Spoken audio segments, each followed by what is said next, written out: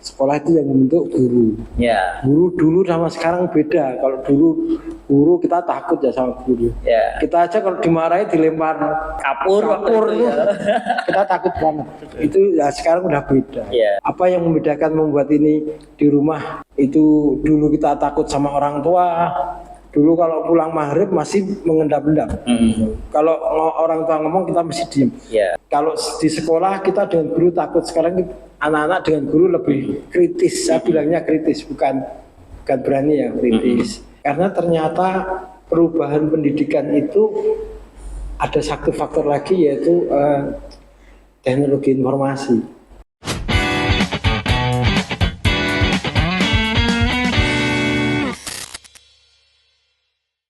Assalamualaikum warahmatullahi wabarakatuh. Waalaikumsalam warahmatullahi wabarakatuh. Ya, sobat muda dimanapun berada, jumpa lagi bersama kami tim Tajdid Pendidikan Institut. Ya. Kali ini kita akan ngobrol-ngobrol, kita akan membahas tentang fenomena dan tantangan baru di dunia pendidikan. Ya. Saat ini sudah hadir dari tim Tajdid Pendidikan juga Mas Zaki Setiawan. Sehat Mas kabarnya? Alhamdulillah. Hari ini kita ngobrol-ngobrol ya Mas ya, mengkaji tentang fenomena dan arah baru pendidikan di era digital. Ya. Nah, mengapa ini menarik dan kita angkat? Karena selama ini pada dasarnya kita mengetahui secara teoritis ada faktor-faktor penentu keberhasilan pendidikan ya, di antaranya ada faktor keluarga, ada faktor sekolah, ada faktor lingkungan. Namun ada satu hal lagi yang saat ini mungkin kita sedikit kurang mendalami atau abai, yaitu ada faktor teknologi atau dengan perkembangan dunia maya, medsos yang itu akan mempengaruhi perilaku dan cara berpikir siswa. Nah, untuk itulah pada kesempatan kali ini kita akan mengkaji lebih dalam terkait fenomena tersebut dengan rekan saya Mas Zaki. Begitu ya Mas ya? Siap. Oke.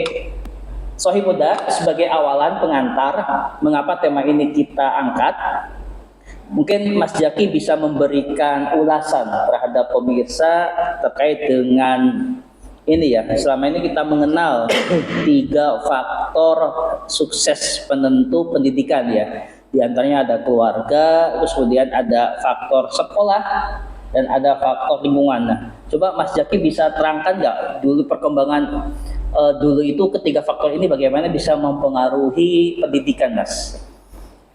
Terima kasih Mas Hendro.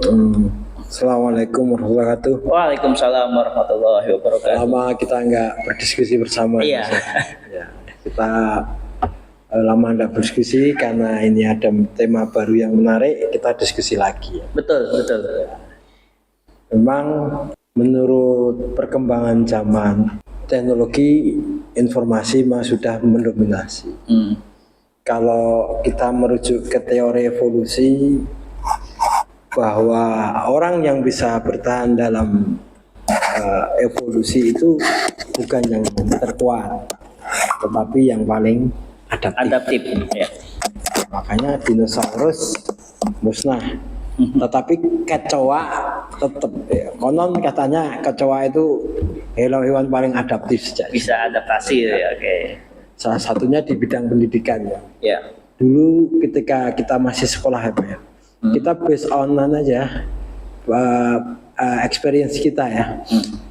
Kita itu dulu sekolah era 90-an ya Pak. Iya, 90 masuk ya. Masuk. Mulai SD, SMP, SMA, masuk perkuliahan awal 2000. 2000, betul.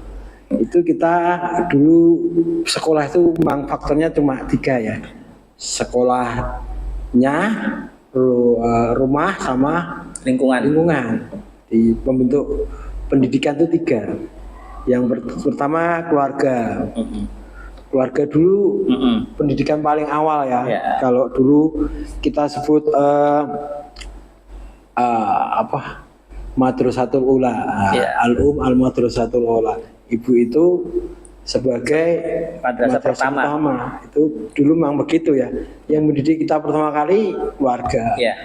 Kemudian kita dulu masuk TK, sekarang udah ada playgroup. Baru kenal sekolah ya, baru kenal sekolah. Sebelumnya yang kedua itu lingkungan. Kita dulu kan dididik lingkungan sekitar ya. Iya, betul. Yang membentuk sopan santun kita, yang membentuk etika kita itu lingkungannya Pak ya. Jadi dulu itu banyak yang menasihati kita ya. Tetangga, orang tua, orang yang dituakan, jamaah masjid dan macam gitu nggak benar gini. Dulu kan gitu. Tapi semenjak dengan perjalanannya zaman, orang semakin individual, maka nilai-nilai itu mulai turun, memudar. Oke, menarik ya. Nilai akan memudar yang ketiga faktor tersebut ya. Kemudian ke sekolah. Sekolah itu yang membentuk guru. Guru dulu sama sekarang beda. Kalau dulu guru kita takut ya sama guru. Kita aja kalau dimarahi dilempar kapur itu, kita takut banget. Itu ya sekarang udah beda. Apa yang membedakan membuat ini di rumah? Itu dulu kita takut sama orang tua. Dulu kalau pulang maghrib masih mengendap-endap. Kalau orang tua ngomong kita mesti diem. Kalau di sekolah kita dengan guru takut. Sekarang anak-anak dengan guru lebih kritis. Saya bilangnya kritis, bukan berani ya, kritis. Kemudian masyarakat sebagai cuek. Karena ternyata perubahan pendidikan itu ada satu faktor lagi, yaitu teknologi informasi. Teknologi informasi ya, faktor yang merubah itu semua. Saya ingat sekali ketika saya lulus tahun 2000-an sekian masuk perguruan tinggi. Mungkin Pak Hendro juga ingat dulu. Kita kan satu angkatan ya, kira-kira 2000-2001. Kita baru kenal email kan saat itu Pak. Waktu email. Awal kuliah saya juga. Internet Explorer saya itu. Kita baru buat email pertama kali itu ya. Kemudian ada itu baru kenal internet. Info mulai masuk, sedikit-sedikit masuk. Kemudian kita ada media sosial. Media sosial sebelum Facebook dulu adanya Friendster. Dulu masih ingat ya Pak? Dulu pager juga Mas, tapi masih zaman dulu ya, itu pager. Ya. Atau yang awal-awal itu ada yang pakai pin itu loh. BBM, BlackBerry. Makanya sudah berkembang, informasi berkembang. Informasi yang dulu lewat televisi, lewat radio, sekarang lewat HP. Betul. Ya, ternyata ini teknologi informasi. Kemudian berkembang lagi tidak hanya web, yang berkembang di sini yaitu media sosial. Makanya muncul faktor keempat, yaitu media sosial sama dunia maya. Itulah perkembangan baru. Menarik Sohib Huda ya. Sekarang muncul faktor keempat ya, yaitu perkembangan dunia maya. Nah, sekarang gini Mas, tantangannya. Ini kan tadi ada keluarga, sekolah dan lingkungan. Nah, itu awal-awalnya 3 itu. Nah, kira-kira Mas Zaki bisa menjelaskan nggak di tiap faktor ini sekarang tantangan real yang dihadapi dengan adanya perkembangan teknologi ini bagi keluarga dalam mendidik anaknya, bagi sekolah dalam mendidik siswanya, bagi lingkungan yang sekarang kalau dengan media sosial kan lebih individualis. Kira-kira bisa mengurai nggak Mas tantangan real yang dihadapi dari ketiga faktor ini? Kita berarti bergerak ya. Bergerak dari situ, kemudian masuk ke dunia. Dulu belum ada medsos, dulu namanya website. Kita dulu buka namanya Google, Lycos dan macam-macam ya. Ketika buat email ada Google, informasi mulai masuk. Orang sekarang nyari info oleh kamu. Dulu mulai ada secercah harapan. Ternyata kalau belajar itu tidak hanya banyak buku ya, tidak hanya dari guru ya. Ngapa dulu kita takut sama guru? Karena dulu guru itu kan satu-satunya primary source. Jadi sumber utama ilmu kita itu guru. Tapi setelah ada ini jadi beda. Kemudian berkembang. HP mulai berkembang. Kemudian sampai era smartphone. Ternyata di smartphone macam-macam. Ada yang namanya media sosial, Facebook, TikTok, YouTube. Dulu awal-awal ya, YouTube dan macam-macam. Orang sekarang mulai karena ada media sosial, interaksi yang dulu sifatnya harus langsung, ternyata sekarang bisa lewat alat. Dan orang menjadi lebih individual, lebih tertutup gitu ya, lebih tertutup, lebih individualis. Oke. Itu sebuah tantangan ya, dalam Tantangan artian ya. nggak bisa dihindari itu namanya lah. Maka tantangannya di keluarga itu hubungan antara pola asuh tadi mulai bergeser. Iya. Mulai bergeser. Quality time, kemudian keteladanan, Iya. batasan etika itu mulai bergeser. Iya. Karena orang mulai lihat di belahan dunia sana tuh cara hubungan antar orang tua seperti gini toh. Iya. Oh, ternyata saya sendiri aja udah bahagia toh. Apalagi sekarang era smartphone ya, apapun ada di sini. Iya. Bergeser tuh. Jadi pola yang bergeser tantangannya di parentingnya, di pola asuhnya. Kemudian kalau di masyarakat menjadi semakin individualis. Iya. Anak-anak ya tadi belajar di belahan dunia lain, ternyata di belahan dunia lain tuh masyarakatnya seperti ini ya, seperti ini ya. Mau bergeser. Iya. Diadopsi secara langsung tanpa ada filter. Iya. Nah, itu tantangan di masyarakat. Jadi polanya semakin dibalik. Di sekolah beda lagi. Di sekolah ternyata guru itu salah ya, karena memang dia nyari info di banyak ya mesin pencari informasi banyak ya. Wibawa guru memang turun. Ketika guru tidak mau mengupgrade, menghadapi murid yang kritis ya otomatis wibawanya turun gitu. Itu tantangan sekarang. Betul ya. Seperti itu. Nah, betul ya, Sohibudha, betul sekali yang di faktor keluarga, faktor sekolah, faktor lingkungan dengan adanya perkembangan teknologi ini sangat mempengaruhi sekali ya. Sehingga gampang sekali, dan faktor yang keempat ini, dunia maya ini gampang sekali untuk mengubah karakter anak-anak ya. Sangat. Oke, Mas Zaki bisa menjelaskan nggak sebenarnya apa yang terjadi kok mudah sekali? Padahal ini ada 3 faktor loh. Keluarga yang hubungannya sebenarnya hubungan keluarga, hubungan darah itu harusnya erat, tapi dengan adanya smartphone itu bisa merenggangkan tadi quality time ya, bisa terganggu. Sekolah juga yang lembaga pendidikan, kemudian lingkungan masyarakat sosial yang kohesi sosial mungkin tinggi, tapi kok ketiganya seolah-olah tidak berdaya menghadapi perkembangan teknologi dan ternyata mempengaruhi perilaku anak itu cepat sekali. Kira-kira apa yang terjadi ya seperti itu? Kenapa bisa merubah perilaku anak secara drastis dan cepat seperti itu? Sebenarnya teknologi itu netral. Ya. Dia tidak bersifat jahat atau baik. Dia itu seperti pisau. Pisau untuk masak berguna, untuk mengira kalau ada dahan ranting yang bisa untuk memotong dahan yang ranting yang tapi bisa jadi senjata itu kayak pisau bisa untuk membunuh juga, untuk melukai orang juga, untuk membalas dendam.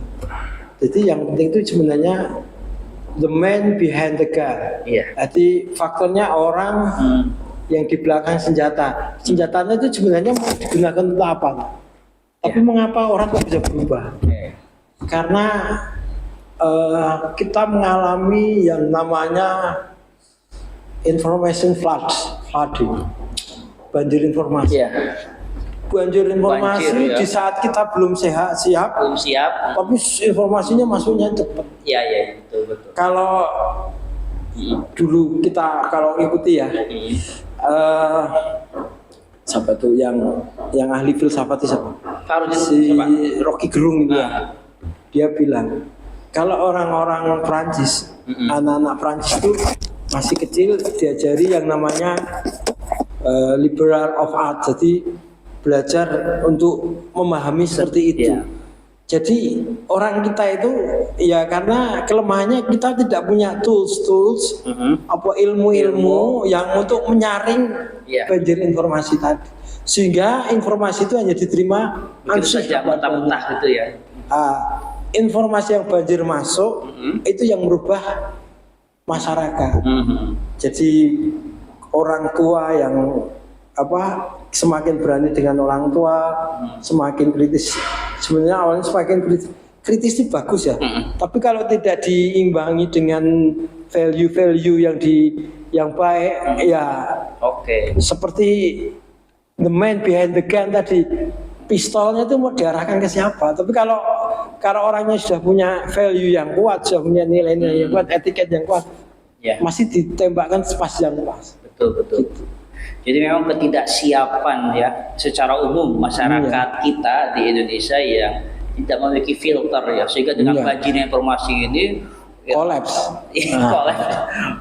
mempengaruhi pola pikir, sehingga kan makanya ada istilah itu kalau dengan bahaya negatif dari banyak perkembangan media sosial itu yang sampah sampah informasi membuat brain rot. Istilahnya itu brain rot itu yang di otaknya membusuk jadi kemampuan berpikirnya lemah karena saking banyaknya. Nah ini Sohibuddha bahaya sekali ya kalau cara berpikir atau berpikirnya lemah. Anak-anak generasi muda itu Gen Z, Gen apa itu terkena brain rot, sangat bahaya sekali untuk masa depan negara kita ya. Makanya kemampuan berpikir itu penting.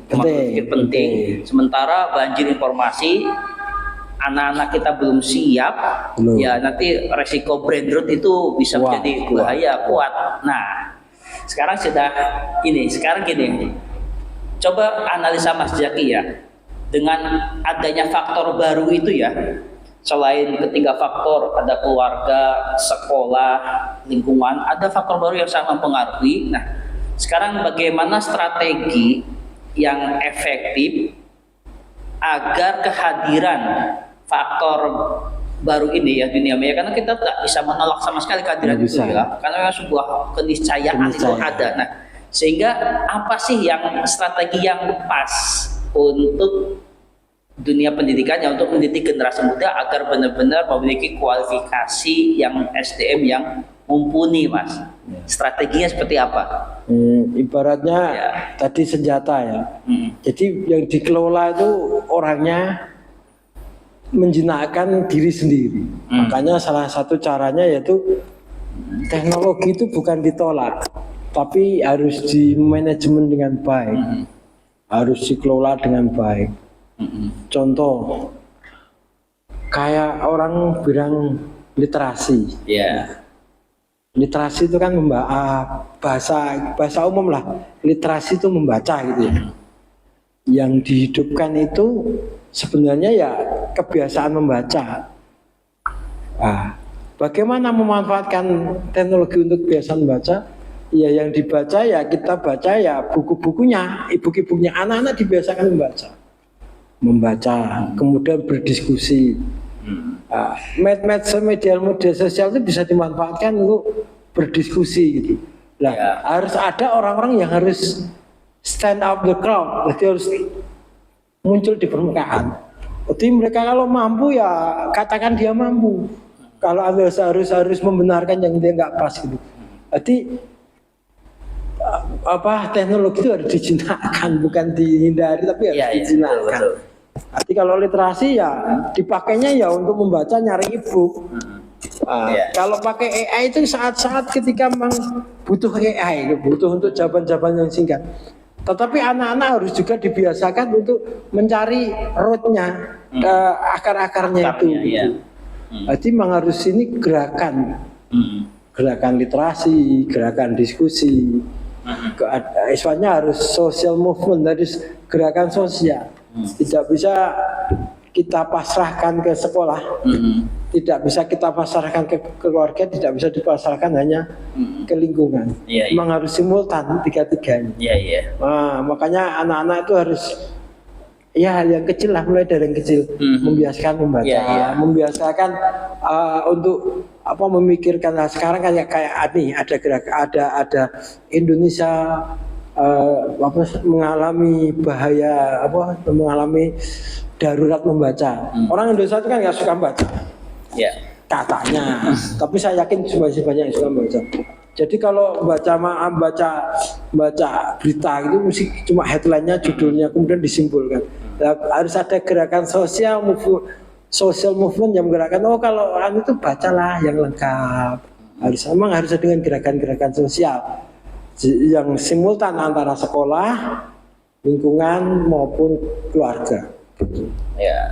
Ya, tetapi itu juga suatu upaya karena banjirnya udah terlalu besar ini, gitu. Makanya workshop, pelatihan atau diskusi mengenai pemanfaatan teknologi informasi yang bijak itu harus digalakkan, Iya. digalakkan terus gitu. Digalakkan tuh etika digital ya. Etika digital. Makanya ini saya juga mungkin di pelajaran sekolah menengah SMP, SMA tentang etika digital tuh belum terlalu ditonjolkan itu ya. Ya, oke. Ya mungkin ada mungkin di pelajaran TIK disangkut pautkan tuh ada bisa cuma. Ya itu masalah etika yang menjadi problem anak-anak remaja itu ya, punya akun anonim banyak sekali, kayak saling bully.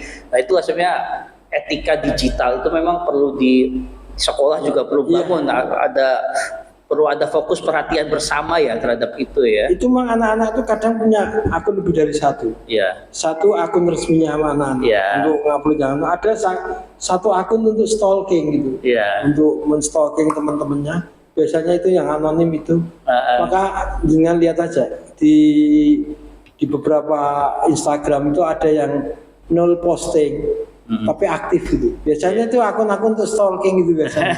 Biasanya itu. Iya. Ada akun yang betul. Oke. Baik, ini ya gambaran.